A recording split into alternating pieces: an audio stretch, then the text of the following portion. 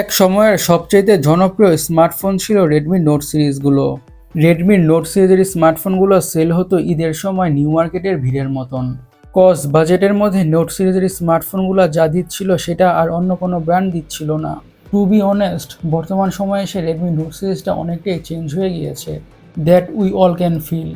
আগের সেই Redmi note সিরিজটা আর নাই, বাট স্টিল রেডমি নোট সিরিজের জন্য আমাদের এখনও অনেকটাই ভালোবাসা কাজ করে। এটি হচ্ছে রেডমি নোট 13। অলমোস্ট এক বছর পরে সে ফোনটি কেমন পারফর্ম করছে সেটাই আমরা আজকের ভিডিওতে জানবো।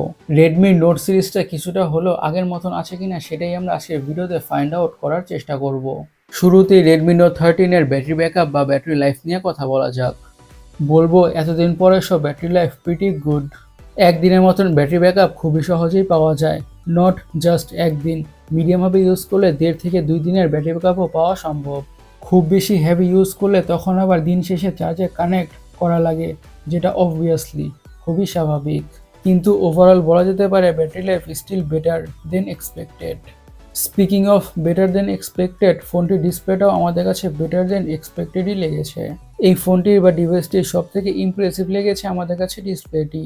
Almost edge to edge bezelless display হওয়ার কারণে কন্টেন্ট দেখতে মারাত্মক লাগে। এই ডিসপ্লেটিতে আমরা প্রচুর পরিমাণে মুভি দেখেছি, ইউটিউবে ভিডিও দেখেছি, মুভিজ বা সিনেমা দেখে আর ইউটিউব ভিডিও দেখে হোয়াট এভার ইউসে অনেকটা ভালোভাবে এনজয় করা যায়। তুমি যে খুবই একটি ভালো ডিসপ্লে ইউজ করেছে সেটা বোঝাই যায়। 1 বিলিয়ন কালারের ফলে কালারগুলো নাইস, ভাইব্রেন্ট আর ট্রু টু লাইফ মনে হচ্ছে। আর ডিসপ্লেটিতে 120 হার্জের রিফ্রেশ রেট থাকার ফলে স্ক্রোলিং করে ব্রাউজিং করে খুবই স্পিডি আর স্মুথ ফিল পাওয়া যায়। সিম্পলি এক কথা বলা যেতে পারে রেডমি নোট 13 এর display using experience pretty satisfying. ডিসপ্লের কথা যেহেতু বলছি, ফোনটার স্পিকার কোয়ালিটি খুবই ভালো, লাউড অ্যান্ড ক্লিয়ার সাউন্ড শোনা যায়। এখন ফোনটির পারফরমেন্স নিয়ে কথা বলা যাক। এতদিন পরে সব পারফরমেন্সে কোনো ল্যাগ বা হ্যাং নাই, পারফরমেন্স প্রিটি স্মুথ। কিছুদিন আগে অনেকেই পোস্ট করেছিলেন ফোনটি ব্যবহার করতে করতে হঠাৎ ফ্রিজ হয়ে যাওয়া, অ্যাপস থেকে অটোমেটিক বের হয়ে যাওয়া, অ্যাপস ক্র্যাশ করা, নিজে নিজে রিস্টার্ট নেওয়া, এমন কোনো ধরনের ইস্যুস ফোনটিতে নাই। অ্যাটলিস্ট আমাদের ইউনিটিতে ফেস করতে হয়নি। বরং এটা বলবো ফোনটির পারফরমেন্স এখনও বা স্টিল নতুনের মতোই আছে, এটি বললে খুব একটা ভুল বলা হবে না। বিশেষ করে ফোনটির গেমিং পারফরমেন্স অনেকটাই এনজয়েবল ছিল। গেমিং করে আমরা খুবই এনজয় করেছি। Enjoy the game play.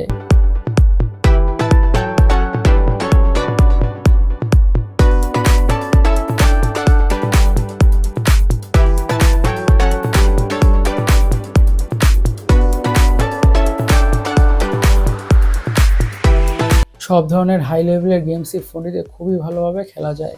ফোনটি অনেকক্ষণ ইউজ করার পর অথবা অনেকক্ষণ গেমিং করার পর তেমন একটা হিটিং ইস্যুস নাই। বাট খুব বেশি লম্বা সময় স্মার্টফোনটি ব্যবহার করলে বা হেভি ইউজ করলে তখন কিছুটা ওয়ার্ম হয়, যেটা খুবই স্বাভাবিক। কিন্তু যে ওভারহিট হয় সেটা বলবো না। এতদিন পরে সব ফোনটিতে তেমন একটা হিটিং ইস্যুস লক্ষ্য করা যাচ্ছে না। এই ব্যাপারটা রেডমিকে অ্যাপ্রিসিয়েট করতেই হবে।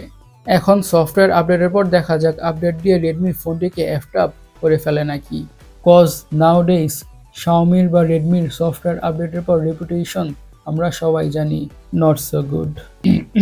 এখন ফোনটির সব থেকে ইন্টারেস্টিং পার্ট ক্যামেরাটাকে নিয়ে কথা বলা যাক।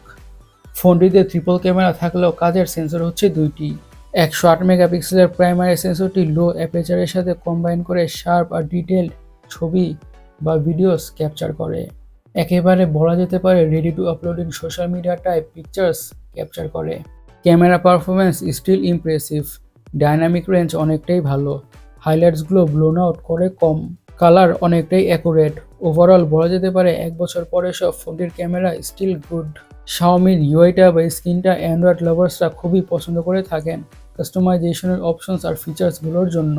এই হাইপার ওএসটা ফাস্ট, ফ্লুয়েন্ট অ্যান্ড রেসপন্সিভ, কোনো স্টার্টার বা ল্যাগের ইস্যুসই নাই, বরং বলা যেতে পারে স্ক্রোলিং থ্রু ইউআই স্মুথ। এখন ফোনটির লুকস আর বিল্ড কোয়ালিটি নিয়ে কথা বলা যাক, হুইচ ইজ নাইস।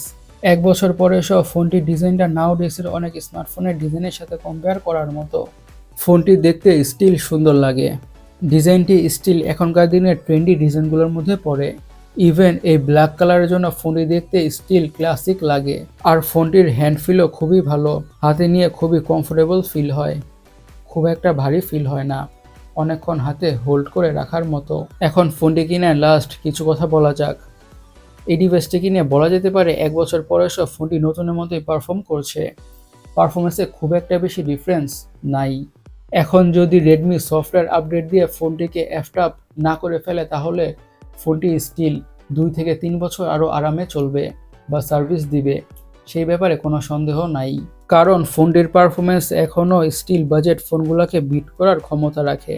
আপনারা যদি 1 বছর পরে সব ফোনটিকে ক্রয় করতে চান তাহলে ইউজড রেডমি নোট 13টা আপনাদের জন্য একটা গুড ডিল হতে পারে। সো গাইস, আজকের ভিডিওটা এই পর্যন্তই। আমি সৈকত, সাইনিং আউট।